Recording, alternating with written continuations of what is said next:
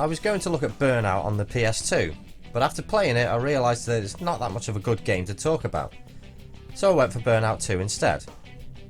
In this game you have the same as Burnout with a couple more features. You can choose from Championship, where you'll race in various challenges in different locations for gold medals. Single race, where you can choose a single track to race on. Time attack for pushing the limits to get the best time on a course.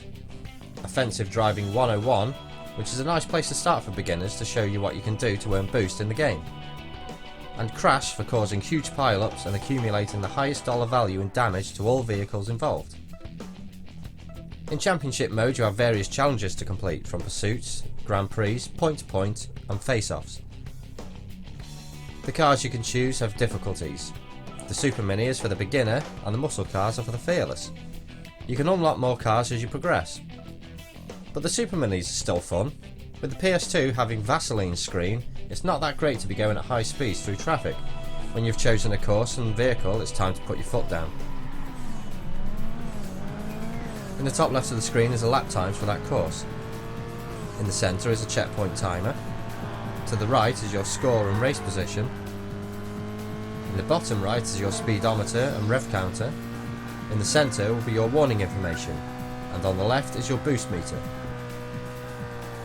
You can do a burnout before the counter ends to give you a sudden boost off the line. This is done by holding the brake down, then hold the accelerator. When the countdown gets to 1, let go of the accelerator and hold it again. You race against other maniacs on the road, and the way to keep ahead is to build up your boost. There are 4 ways of doing this. First is near misses, where you get as close to traffic as possible without making any contact. Wrong side of the road, just drive into oncoming traffic to build up your boost. Getting air by going over bumps at high speed. The further you jump, the more boost you require. And drift, slide around corners to top up your boost. Once you have filled your boost bar, it's time to hold down the boost button. This will give your car a surge of power, giving the opportunity to get further into the lead or catch up with other racers. Get a perfect boost and your meter will fill instantly and continue to boost through another full bar.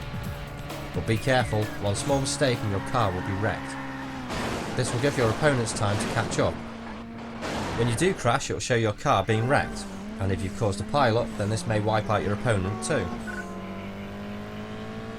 In Grand Prix there will be a number of courses to complete. There will be a number of laps to get through in order to win. Come first to claim 3 points to your score. Second will award you 2 points, and third will only give you 1 point. This will tally up at the end to show who the champion is.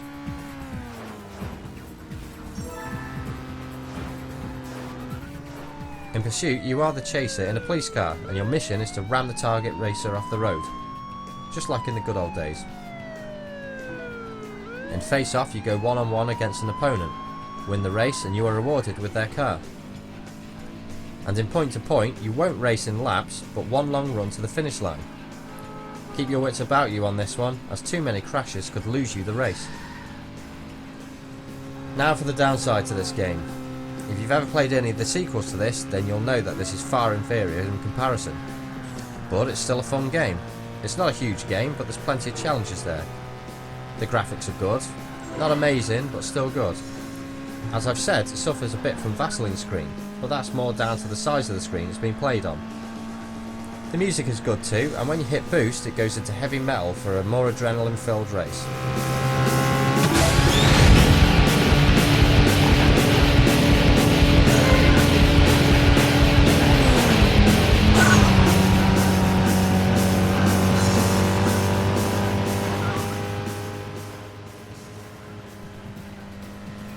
Controlling the car is pretty easy and responsive, but drifting can be a pain.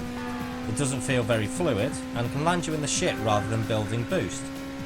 And boosting poses a threat as you'll be heading towards cars and corners very fast.